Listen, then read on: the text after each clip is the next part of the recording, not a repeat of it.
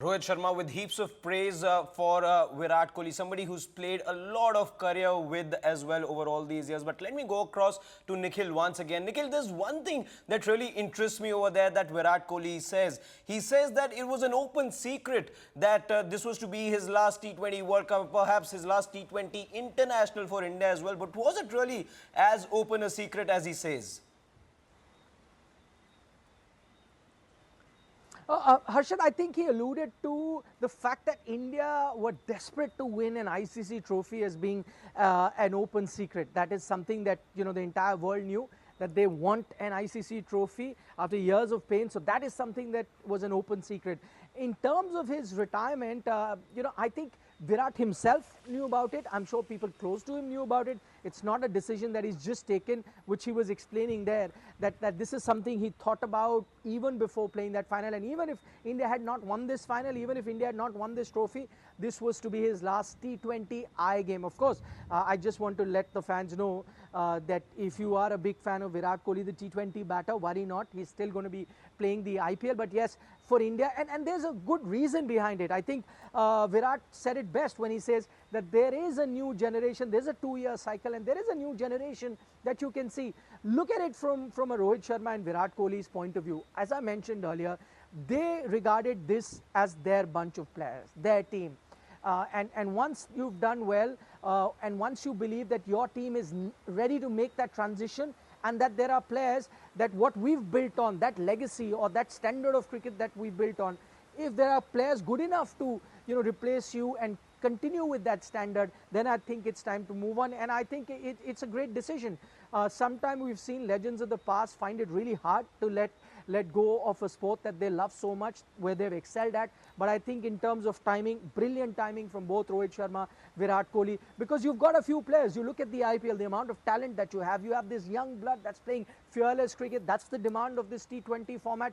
Even a Virat and a Rohit had to change their natural game to adapt to the changing demands of T20 cricket. And I think that is the reason why they've decided to hang up their boots, allow a few players like the Yashasvi Jaiswal sitting on the bench, like the Rinku Singh, who could not make the 15-member squad, like a Sanju Samson, who's not a youngster but could play maybe for a good period of 3-4 years if you do require that sort of experience. Maybe allow the other young guns that you see in the IPL come forward and take Indian cricket to greater heights. And we heard from Mr. Gavaskar on the India Today broadcast, where he said that, listen, this was like a batter batting. Indian team was a batter batting in the 90s. All it needed was a century. This is that century, this trophy. And then you will see this generation win a few more trophies. We were talking about the T20 World Cup 2 years ago.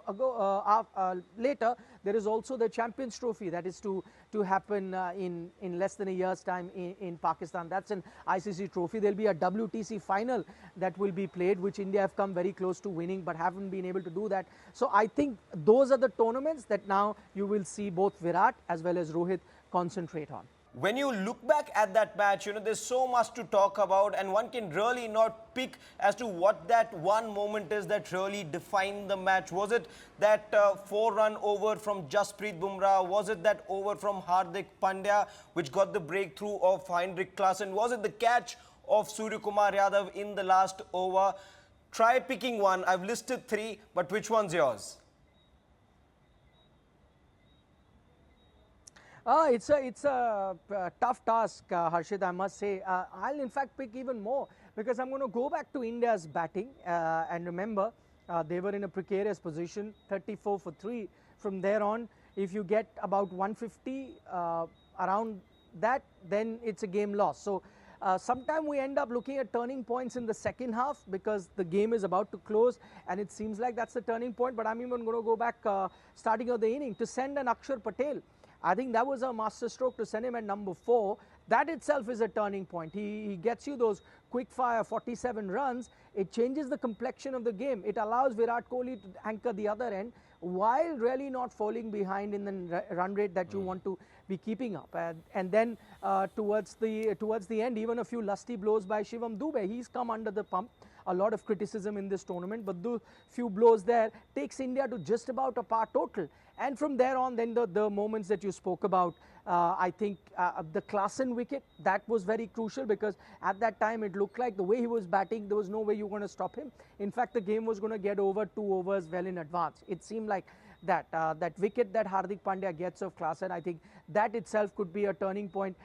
And then the Surya Kumar Yadav catch, who can forget that? Because even there, 16 needed of the last over is just a hair's breadth that separates a 6 from a wicket. If that's a 6, you pretty much then are giving South Africa a better chance to win there, because Miller then is on the crease. He's hit a 6, the bowler's under pressure, and South Africa could have won it from there as well. Plenty of turning points in the match, but then that tends to happen, right? For any team to win, you heard from Rohit Sharma a short while ago, for a team to win a tournament, a lot of things go behind the scenes. A lot of things have to come right for you to win a tournament, and ditto for a match, especially when it is a final like it is. But at the end of the day, multiple turning points. You've got a final that the fans deserve. In the recent past, we've seen certain World Cup finals that have been just one-sided. This was a final to savor. Of course, the cherry on the top is India winning it, but overall the competition, the South Africans put up a good fight. 2 undefeated teams going against each other. Couldn't have asked for a more thrilling finale to this World Cup. Absolutely. It's a finish that this World Cup deserved as well. You know, it started from one of the matches going down to the super over, and this one as well had all the ingredients of going into a super over as well. But luckily enough, those things tend to get very nervy. They can go either way. And lucky enough for the Indian fans that they managed to win by a difference of 7, which is being talked about now on social media. Thala for a reason is what everyone is talking about. But putting all of that aside, Nikhil, looking closely at the match, the fact that, you know, the 2 overs from the spinners, let's talk about the over of Kuldeep Yadav, and then the following over, which leaked 24 runs, that of Akshar Patel. Many saying that perhaps that could have been a bad decision or a wrong decision from Rohit Sharma, but just about redeems himself later on. At that point, really, what was that feeling like in the stadium? Because you were there very close to where all the action was. Was it probably the right thing to do for Rohit Sharma to hand over the 15th over to Akshar Patel?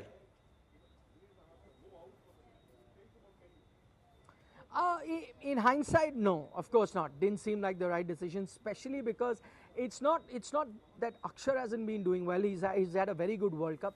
But I think at that time you had a Henrik Klaasen on the crease. Would you have wanted him to continue, bowling spinners? Probably not. In hindsight, you would want to change that. So that is something probably where they erred. But then you understand the logic. Probably he was saving those overs of Hardik Pandya as well as his fast bowlers a little later. See the way he juggles them around. Jasprit Bumrah, on most occasions, you keep the penultimate over for him. This time, you gave him the 18th over to bowl. That was interesting, going against his usual plan, because he was going for the kill. He saw that wicket that Hardik Pandya had picked of Klaasen, and you said, no, I want to go for the kill now. You bring in a Jasprit Bumrah. That was a master stroke. Then you could have got a Hardik and then keep Arshdeep for the last over. You didn't do that. What did you do? You went with an Arshdeep at the penultimate over, keeping Hardik for the last over. So overall, I mean, there are a few things you would have gotten right. There were a few things you could have gotten wrong. Let's go back to that decision of sending Akshar Patel. Imagine if Akshar gets out early on that occasion. Then you look at that decision and say, listen, what were you doing? You had a Shivam Dube on the bench. You had a Hardik Pandya. You should have sent him. That's what happens in sport. You take a brave call. Sometime it comes good, sometime it doesn't. But as I mentioned, all's well that ends well.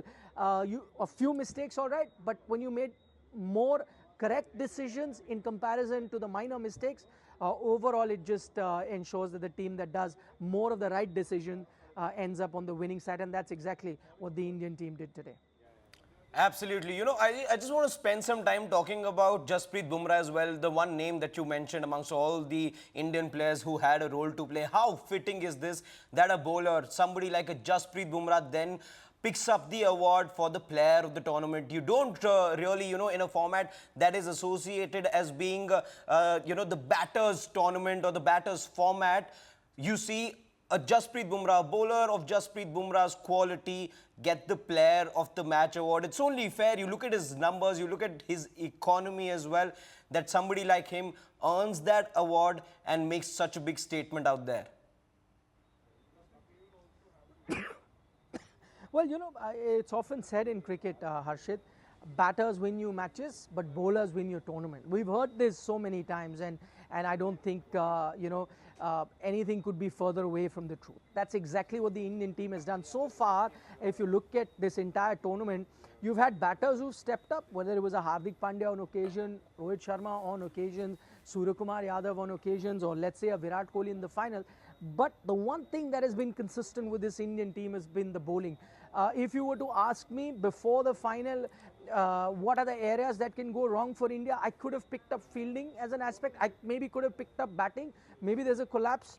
But if you would ask me, the one thing that will not go wrong, I'd say the bowling, because that's how reassuring the bowlers have been. Yes, today wasn't the day for a Kuldeep Yadav. Yes, today wasn't a day for Akshar Patel. But then you have, which is now being described as a cheat code. India has a cheat code, and his name is Jasprit Bumrah, because his 4 overs are worth their weight in gold. It's not the 2 wickets. It's not the stunning wow delivery that he bowls to a Reza Hendrick, the out swinger that gets him out, or that in swinger that he bowls to a Marco Jansen, that again, has the entire crowd stand up and applaud. I think more than that, it's his economy. He goes for less than 4 runs and over in T20 cricket, where now you've started looking at 9 and 8 as the norm. That I think makes it incredible. And I was talking to Suryakumar Yadav a short while ago, and that interview, as I said, is going to be up on India Today shortly. He spoke about it. He said that, listen, we knew at that situation 30 of 30 for South Africa to get, but we knew Jasprit Bumrah has to bowl a crucial over. And guess, that's exactly how the game panned out then. Absolutely. You rightly say, he's the cheat code, as the joke also has been going around through the entirety of this tournament, that it's unfair on the opposition that they get to bat for only 16 overs and the Indian team gets to bat for all 20, because those 4 overs of Jasprit Bumrah, forget that you're getting anything. Thank you so much, Nikhil, for joining us at this hour from Barbados. Enjoy everything there is to, as far as all the action over there is concerned. And once again, thank you for chipping in with your lovely thoughts.